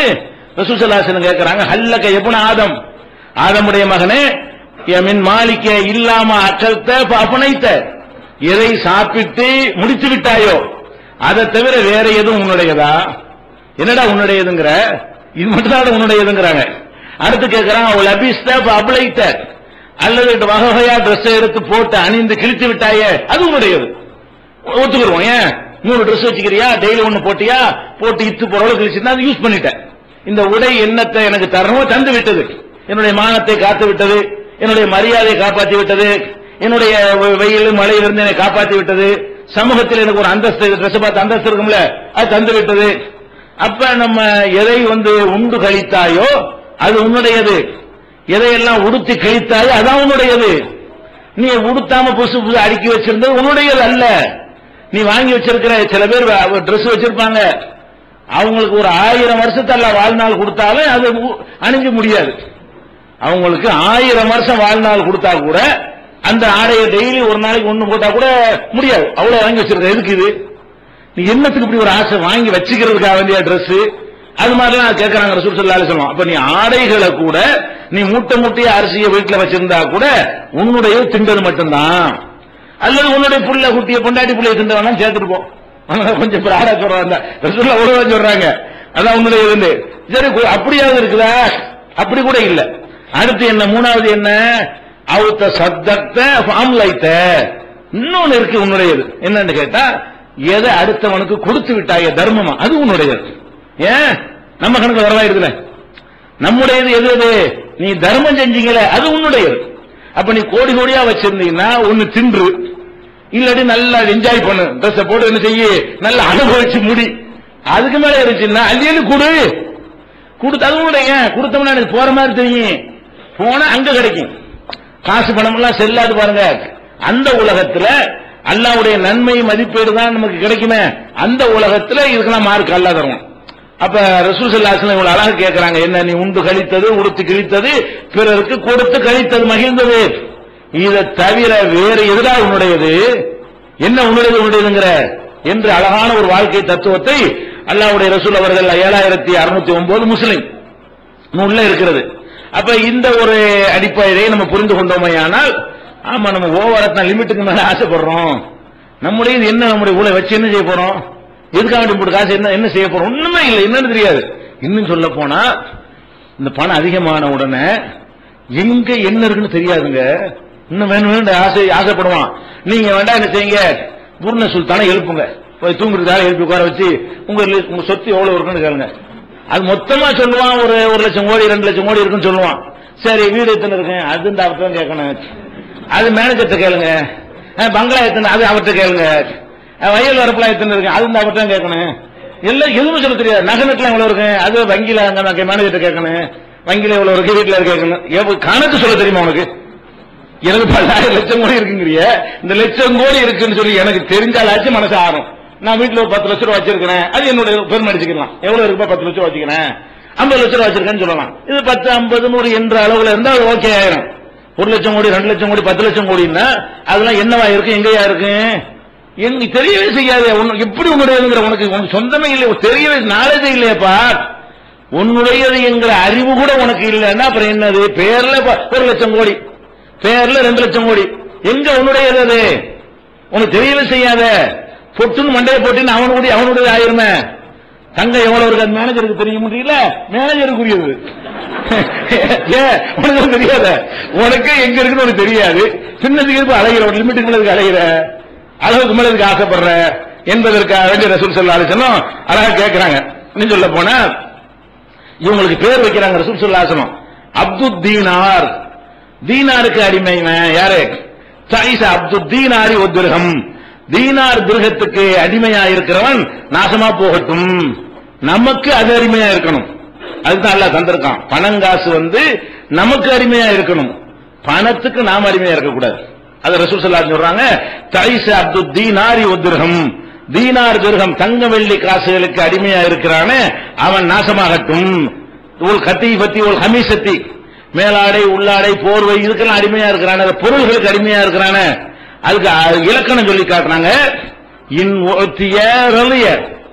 கொடுத்தா சிரிக்கிறான், இல்லம் யோத்தால் அம்மியர்ல கொடுக்கலன்னா என்ன செய்யறான்? முறைக்கிறான். இவன் அடிமை. எது காசு பணத்துக்கு அடிமைக்கு எப்படி அளவு கொண்டு கேட்டா, ஒரு ஆள் உங்களுக்கு என்ன செய்யறாரு, இதாங்க 1000 ரூபாய் வச்சுக்கோங்க அப்படிங்கிற, இல்லங்க இல்ல கைவசம் ஒண்ணும் இல்லங்க, இப்படி மூஞ்சி சிரிக்கிற. அப்ப உனக்கு மூஞ்சி சிரிக்கிறதுக்கு சிரிக்கிறதுக்கு எது அளவுகோலா இருக்கிறது, இதான் அளவுகோலா இருக்கிறது. இவன் தான் அடிமைங்கிறாங்க ரசூல் ஸல்லல்லாஹு அலைஹி வஸல்லம். இவன் தான் பணத்துக்கு அடிமை, கொடுத்தா ஒரு மாதிரியா பேசுறது, கொடுக்கலன்னா வேற ஒரு மாதிரியா பேசுறது, அதுக்கு தகுந்த மாதிரி முகபாவனையை காட்டுவது, இந்த மாதிரி ரியாக்ஷன் காட்டுறவன் எல்லாம் காசு பணத்துக்கு அடிமை என்பதற்கு இலக்கணத்தை சொல்லித் தருகிறார்கள். இது புகாரியில 6435வது ஹதீஸாக இடம்பெற்றிருக்கிறது. அதே மாதிரி இது மாதிரியான ஒரு அளவுகளை நம்ம புரிந்து கொள்ள வேண்டும். பொருளாதாரத்தில் தேவைக்கு நம்ம ஆசைப்படுறோம் இல்லையா, இந்த ஆசை அல்லாஹ் குர்ஆன்ல சொல்றான், அல்ஹாக்குமுத் தகாசுர், இன்னும் வேணும் இன்னும் வேணும் என்கிற எண்ணம் உங்களை கவனத்தை திருப்புகிறது. இது எதுவரைக்கும் நீடிக்கும் என்றால், ஹத்தா ஸுர்துமுல் மகாபிர், கபருக்கு போற வரைக்கும் போக அல்லாஹ்வும் சொல்லிவிட்டான்.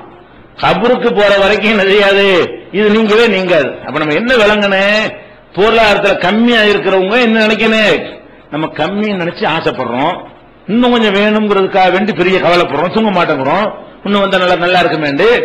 இந்த நோய் எத்தனையில தீரும், தீராது. எவ்வளவு தந்தா இந்த நோய் தீரவே தீராது. அப்ப இது என்னத்தை அல்லாஹ் ஒரு லிமிட் நம்ம இப்படிதான் போடணும், எப்படி போடணும், எதை அல்லாஹ் எனக்கு தந்தாலும் அது போதும், அதுதான் நிப்பாட்டும். எது நிப்பாட்டேன், 10,000 கோடி கொடுக்குறானா, ஓகே அல்ஹம்துலில்லாஹ் கொண்டா, ஹாதாமின் ஃபضل ரப்பி சுலைமான் மாதிரி சொல்லிட்டு போயிட வேண்டியதுதான். 1,00,000 கோடி தர்றானா அல்ஹம்துலில்லாஹ் கொண்டா அப்படின்ற வேண்டியதுதான். தரலையா அல்ஹம்துலில்லாஹ் தந்தது போதும் அப்படிங்கிற அளவுல இருக்கணுமே தவிர, இதை புரிந்து கொள்ளவில்லை என்று சொன்னால் உங்களை உலக பணக்காரர்ல முதலாள கொண்டே வச்சாலும் உங்களுக்கு அந்த மனக்குழப்பம் தீராது. உலக பணக்காரர்ல முதல் இடத்துல கொண்டே வச்சாலும் நீங்க என்ன செய்வீங்க, இன்னும் பெரிய இன்னும் 10 பணக்கார அளவுக்கு வரணும்னு நீங்க ஆசைப்படுவீங்க. இது ஒரு முதல் பாடமாக நம்ம என்ன செய்யணும், இதை புரிந்து கொள்ள வேண்டும். ஒண்ணும்.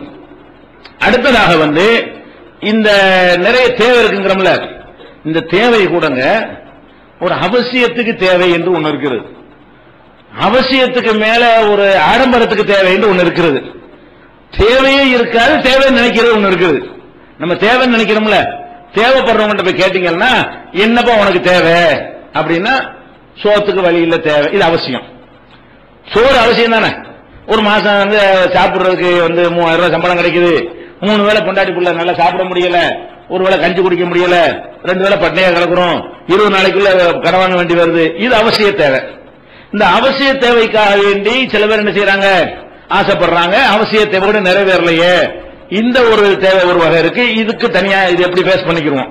ரெண்டாவது என்னன்னு கேட்டா, அவசியமா இருக்காது, சும்மா பகட்டுக்காக வேண்டி. என்ன பகட்டு, சொந்தமா வீடு இருக்கணுங்க, வாடகை வீட்டுல செத்து போயிருவோமா, சோறு செத்து போயிருவோம். அப்ப சொந்தமா எனக்கு ஒரு வீடு இருக்கணும்னா எல்லாருக்கும் இப்படி இருக்க முடியும். அப்ப சொந்தமா வீடு வேணுங்கிறது ஒரு ஆடம்பர தேவை, தேவைதான். சொந்தமா இருந்தா கொஞ்சம் நல்லா தான் இருக்கு. ஆனா அத்தியாவசியத்தில் இதெல்லாம் வருமா, சோறு மாதிரி வருமா, சோறு மாதிரி தண்ணி மாதிரி அவசியமான ஒரு மருத்துவ செலவு மாதிரி ஆபரேஷன் பண்ண 2 லட்சம் ரூபாய் தேவை, இதெல்லாம் உயிர் காக்க தேவை, அது இல்லைன்னு செத்துருவோம். அப்ப எதை இல்லாவிட்டால் நம்ம செத்துருவோமோ சிரமப்படுவோமோ அந்த மாதிரியான தேவைகள் அவசிய தேவை என்று சொல்கிறார்கள். இது என்ன, இது அவங்க வீட்டுல 7 மாடி கட்டிட்டாங்க, இவனுக்கு சின்ன வீடா இருக்கிறது, அதாவது வாடகை வீடு சொந்த வீடு வச்சுக்கிறோம், சின்ன வீடா இருக்குது. அப்ப என்ன செய்யறான், இது 10 நம்ம 20 பேர் இருக்கிறோம், இருக்க முடியும், 10 அந்த மாதிரி நல்லா இருக்குமே அப்படி ஆசைப்படுறோம். அப்ப இதெல்லாம் எக்ஸ்ட்ரா கூடுதல் ஆடம்பர தேவைதான். அது போக இந்த நவீன உலகத்துல பலவிதமான பொருள்களை கண்டுபிடிச்சு அறிமுகப்படுத்திட்டே இருக்கிறான். டிவி இன்னும், ஏசி இன்னும், பிரிட்ஜ் இன்னும், ஓவன் சொல்லியும், மிக்சி இன்னும், கிரைண்டர் இன்னும், ஃபேன் இன்னும், இப்படி என்ன செய்யறான், நிறைய புதிய புதிய சாதனங்களை எல்லாம் பயன்படுத்தி கொண்டிருக்கிறான். காரு, அது மாதிரி வகை வகையான கார்கள், இதெல்லாம் பார்க்கும் என்ன செய்யறது, அவனுக்குலாம் இருக்கு, எனக்கு இல்லையே, இல்லதான் உண்மைதான். இதுவும் உனக்கு தேவை, ஒரு மனுஷன் கார் தேவை தானே, இதுல அவசிய தேவையா, காரில் செத்துருவோமா, கார் இல்லாம ஜனசவாயிட்டானா, அப்ப தேவை கார் ஒரு நல்லது தானே. ஒரு வீடுக்கு பெரிய வீடு இருந்தா நல்ல வசதியா இருக்கலாம், நல்லதுதான், சரி ஓகே, இது கூட தேவைன்னு ஒத்துக்கொள்ளலாம். ஒண்ணு அவசிய தேவைக்கு ஆசைப்படுவது, இது இந்த ஆசை ஓரளவு இருக்குதான் மனுஷனுக்கு இருக்கும், உழைக்கணும் தேடணும். இன்னொன்னு என்ன கேட்டா, ஆடம்பர தேவைதான், அது ஒரு பகட்டுக்கு தேவை, எதுக்கு தேவையில்லை, உயிர் வாழ்வதற்கு அவசியமானது கிடையாது. எல்லாரும் போல நானும் இருக்கணுங்கிறதுக்கு ஆசைப்படுவது. இன்னொன்னு என்னன்னு கேட்டா, இப்ப நான் சொன்னது. மூணாவது என்னது, தேவையில் இல்ல நிறைவேறிச்சு, மேல வேணுங்கிறான். எதுக்காக வேணும், எதுக்கு என்ன வாங்க போற? ஒரு 1000 கோடி வச்சிருக்காங்க. அவன் என்ன செய்யறா? இன்னொரு எனக்கு சரி வாங்க போற. இன்னொரு 1000 கோடி எதுக்கு? வீடு கட்டுறதுக்கா, பங்களா வாங்குறதுக்கா, நகை வாங்குறதுக்கா, என்னத்துக்கு வேணுங்கிற? இது கொண்டு வாங்கு, இது கொண்டு வாங்கி முடிச்சாச்சுமா. அப்புறம் இது தேவை, இது தேவை, இது தேவையில்லாத தேவைங்கிறான். 3 தேவை இல்லைங்களா? மனிதன் ஆசைப்படுவதை நீங்க பாத்தீங்கன்னா 3 பிரிக்க முடிகிறது. ஒருத்தன் எல்லாமே நிறைவேறின பிறகும் கூட வேணுங்கிறான். ஒருத்தன் சாப்பிடுறதுக்கு இருக்கிறது கொஞ்சம் ஒரு அந்தஸ்தா, ஒரு சமூகத்துல ஒரு சொகுசாக இந்த உலகத்துல இன்பத்தை அனுபவிக்கிறதுக்கு சில சாதனங்கள்லாம் இருந்தா நல்லா இருக்குமே அப்படிங்கிற ஆசைப்படுறான். 3வது என்ன? அவசியத்துக்கு ஆசைப்படுறது. சாப்பிட பத்தல, 3000 ரூபாய் சம்பளத்தில் வாழ முடியல, இன்னொரு ஒரு 1000 ரூபாய் இருந்தா ஓரளவுக்கு என்ன செய்யலாம், 3 வேளை கஞ்சி குடிக்கலாம் அப்படின்னு ஆசைப்படுறான்ல. இது குறைஞ்சபட்ச ஆசை. இப்படி 3 வகையாக நம்முடைய ஆசைகள் இருக்கிறதுன்னு பாக்குறோம். இந்த 3 வகை ஆசையுமே இது எல்லாருக்குமே இந்த 3 ஆசையும் இருக்கிறது. இவன் இந்த ஸ்டேஜ்ல இருக்கும்போது இதை மட்டும் ஆசைப்படுறான். அது விளங்கிக்கணும். நம்ம 3வது அவசியத்துக்கு ஆசைப்படுறோம்ல, அவசியத்துக்கு ஆசைப்படுறோம் நல்லவன்னு நினைச்சிடக்கூடாது. அவசியத்துக்கு ஆசைப்படுறவங்களுக்கு அது சோத்துக்கு வழி இல்லாதனால இப்ப சோறு பிரச்சனை வந்தா போதும் நினைக்கிறான். அது முடிஞ்சவன் அவன் எங்க தாண்டுவான்? சோறுலாம் சரிதான், சாப்பாட்டு கவலை இல்ல. ஒரு காரு, நமக்கு ஒரு கார் இருந்தா, நமக்கு ஒரு ஏசி, அது வந்துடும். அவன் 2வது தன்னால வந்துருவான். சரி, இது வந்தவன சரி அவசியத்தோடு நிறுத்திக்கிறோம், ஆடம்பரம் வந்துருச்சு, நிப்பாட்ட மாட்டான். அப்ப எல்லா மனிதனுமே அவசியத்துக்கு ஆசைப்படக்கூடியவனும் அடுத்த ஸ்டேஜுக்கு போய் ரெடியா இருக்கிறான். ஆனா இப்போதைக்கு கிட்டத்தில் உள்ளது முடியட்டும், இப்ப சோத்து பிரச்சனை முடிச்சுக்கிடுவோம் அப்படிங்கிறது தான் இது செய்யறானே தவிர மட்டும் தாண்ட மாட்டாங்கன்னு அர்த்தம் கிடையாது. பணக்காரன் தாண்டிடுவான், இவர் அந்த சோத்தோடு நின்றுவாரு, 3000 ரூபாய் 5000 ரூபாய் ஆக்கி கொடுத்தா இதோட சரியாயிரும் அப்படின்னு நினைச்சிருவாரு முடியுமா? அது கூட ஒரு ஹதீஸ் கூட இருக்கு. ரசூல் ஸல்லல்லாஹு அலைஹி வஸல்லம் சொல்றாங்க, மூசா நபியுடைய உயிர் எடுப்பதற்கு அல்லாஹ் ஒரு மலக்கு அனுப்புவான். அனுப்புனா என்ன செய்வாரு? அந்த கணத்துல இருவாங்க, அது கணத்துல அறைகிறதுலாம் மார்க்கத்தில் ஏற்றுக்கொள்ளத்தக்கது இல்ல. ஆனா உயிர் எடுக்க போகும்போது என்ன செய்வாரு? மலக்கு எடுக்க போகும்போது அவர் என்ன செய்வாருன்னா, அவரு ஒத்துக்கிற மாட்டாரு, அல்லாஹ் உயிர் எடுக்க சொல்றான். அப்ப இந்த எவ்வளவு நாளைக்கு அவர் இருக்க விரும்புறாருன்னு இந்த கையை அவருடைய மாட்டுடைய முதுகலை வைக்க சொல்லுங்க. அதுல எவ்வளவு முடி இருக்கும்? கையை கொண்டே மாட்டு முதுகலை வச்சா அது எத்தனை முடி இருக்கும்? ஒரு 1000 2000 இருக்குமா? இருக்கும். மாட்டு முடி சின்ன தானே இருக்கும். அவ்வளவு நாளைக்கு வாழ்நாள் போதுமான்னு கேட்க சொல்லுவான். அல்ல கேட்டு அவர் என்ன செய்வாரு? அதுக்கப்புறம் என்ன நம்பாரு? அப்புறம் மூத்து தான். அப்ப இப்ப கூட்டிட்டு போ, அப்புறம் மூத்துல இப்ப கூட்டு போ, எப்படிதான் போய்த்தானே அவனே. அதனால இப்ப விளங்கிக்கிறேன். அதோட நின்றுமா இருந்தால் இன்னொரு 1000 வருஷம் லைஃப் கூட்டி கொடுத்தவன நிம்மதி அடைஞ்சு சந்தோஷமா மலக்கு மூத்தை போற போறீங்க இந்த கேட்கக்கூடியவங்க நம்ம இருப்போமா? இருக்க மாட்டோம்.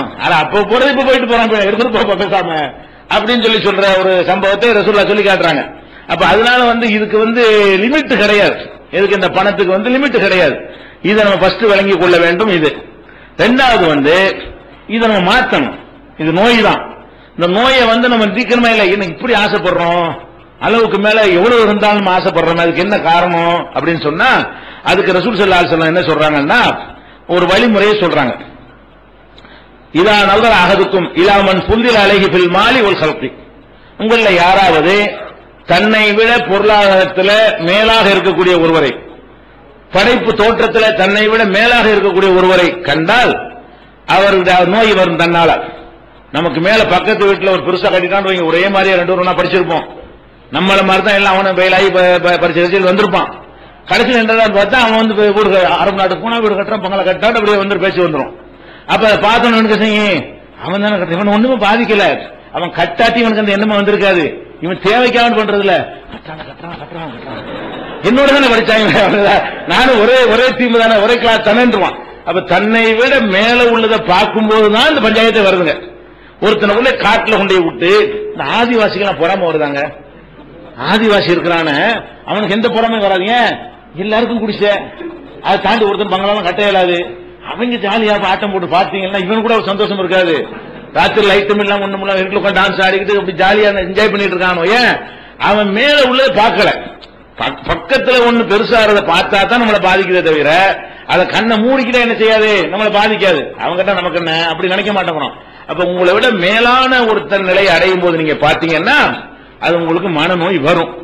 அதை எப்படி மாத்தணும்னு கேட்டா நம்ம அதை பார்க்கணும். இப்ப கீழே பார்ப்போமே, மேல உள்ளவனை பாக்குறதுக்கு பதிலா சரி நம்ம ஒரு இந்த வீட்டுல இருக்கிறோம், நம்மளால வீட்டுல இருக்கிறோம்ல, ரோட்ல இருக்கிறோம், அவனுக்கு நம்ம பரவாயில்லையில, நம்ம குடிசை வீட்டுல இருக்கிறோம், பக்கத்து வீட்டுக்கான மங்களா கட்டிவிட்டான், அவனை நீ பாத்தீங்கன்னா உனக்கு நோய் தீராது. நீ என்ன பார்க்கணும்? குடிசை வீட்டுல இருக்கிறோமப்பா, வெயில் மழையெல்லாம் தலைமையில விழுந்துகிட்டு ரோட்ல கிடக்குறான, வீடும் இல்லாம வாசல் இல்லாம, குழாயில வீராணம் குழாயில குடும்பம் நடத்திட்டு இருக்கான. வீராணத்துல தண்ணி கொண்டு வரக்கான குழாய் செஞ்சாங்க.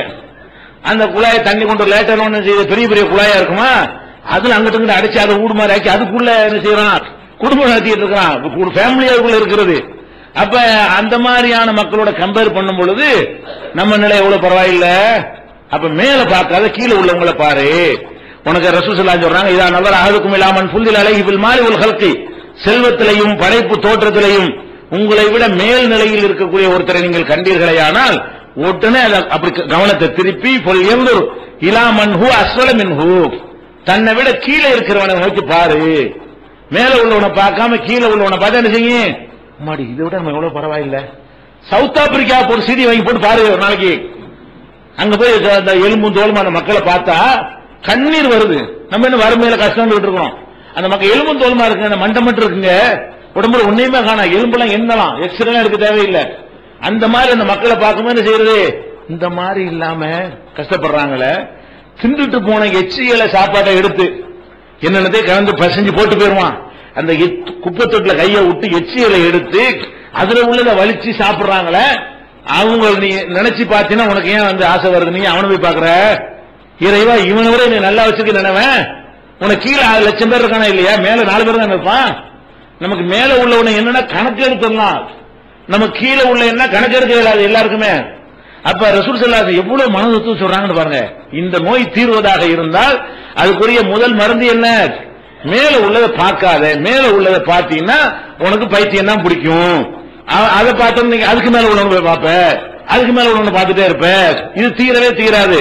நம்ம என்ன நினைச்சு பார்க்கணும்னா எல்லா மனிதர்களுமே ஒருத்தராக சொல்லுங்க, எனக்கு கீழே ஒருத்தனும் இல்லைன்னு சொல்லுங்க பார்ப்போம்.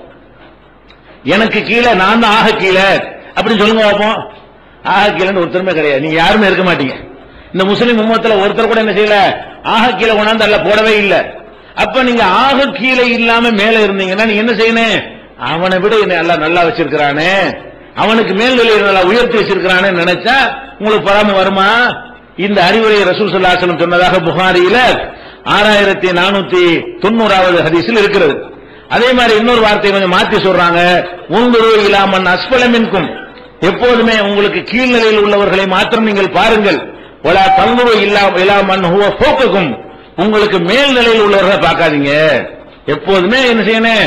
மேல்நிலை. உதாரணமா ஜெயலலிதா பாத்தீங்க, கருணாநிதி பாத்தீங்க, சாத்தியப்படுமான முதலமைச்சர் ஆக முடியுமா? ஏன் அது போய் பாக்குற? அவங்களே பிரதமர் பார்த்து மன்மோகன் சிங் பார்த்துட்டு ஏன் அப்படி ஆடு போயிடு?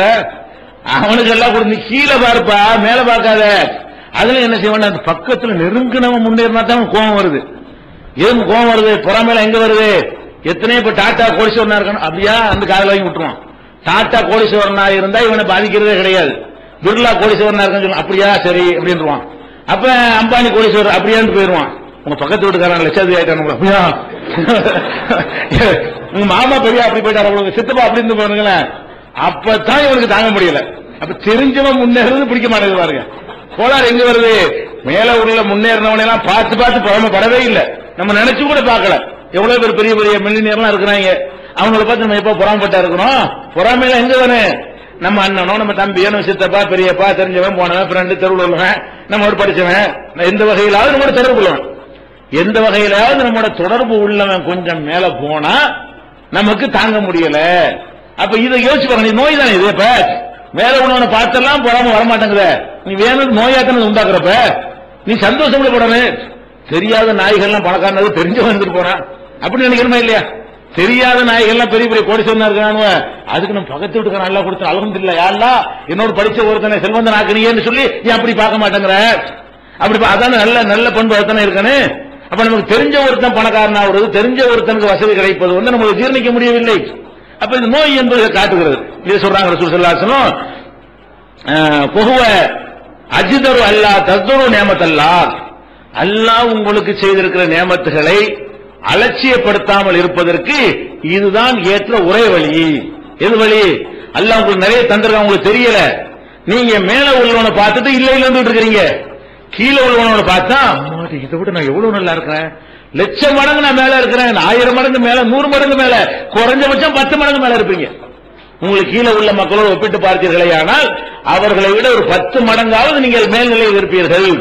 ஏன் அப்படி உங்களுடைய மனசை நீங்கள் ஆறுதல் படுத்திக் கொள்ளக்கூடாது? அதுதானே உண்மை. அதுதானே மேல உள்ள கம்மியா தானே இருக்கிறான். எந்த மனுஷனுக்கு மேல உள்ள எடுத்தீங்கன்னா உலக பணக்காரன் லட்சக்கணக்கில் இருப்பான். 700 கோடி பேர், 10 பேரை உலக பணக்காரங்களாம். 700 கோடி எங்க, 10 பேர் எங்க? அப்ப இந்த லெவல்ல தான் இருக்கணும். 1 கோடி பேர் இருப்பான பணக்காரன், அவ்வளவுதான் இருப்பான் 700 கோடி பேர்ல. அப்ப 700 கோடி மக்கள்ல 1 கோடி பேர் பணக்காரன் இருந்தா மீதி 699 கோடி பெரிய கோடீஸ்வரனா இல்லையில. இப்படி நம்ம என்ன செய்யணும் நினைத்து பார்த்தோம் என்று சொன்னால் நம்மை ஆறுதல் படுத்தும். இன்னும் இந்த பொருளாதாரம் என்கிற ஒரு அதனுடைய நோய், அதனால் ஏற்படுற அந்த மனநோய், மனக்குழப்பம் தீர வேண்டுமானால் இன்னும் தெளிவான அறிவுரைகளை மார்க்கம் சொல்லுகிறது. இன்ஷா அல்லாஹ் அதை அடுத்தடுத்த நாட்களில் பார்க்கலாம்.